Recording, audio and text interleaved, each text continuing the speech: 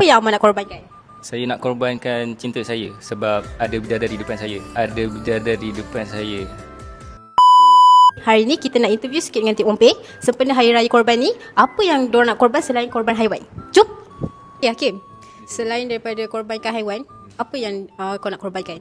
Saya nak korbankan motor saya. Sebab member saya asyik pinjam je. Selain daripada korbankan haiwan, apa yang akan nak korbankan? Nak cakap salah, tak cakap pun salah.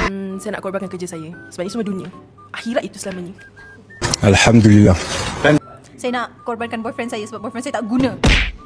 Sakitnya perasaan aku ni. Selain daripada korbankan haiwan, korban apa yang Cik Ha nak korbankan? Entahlah, dah tak ada benda nak dikorbankan. Semua dah terkorban. Minjam 200. Saya nak korbankan cinta saya sebab ada bidadari depan saya. Ada bidadari depan saya.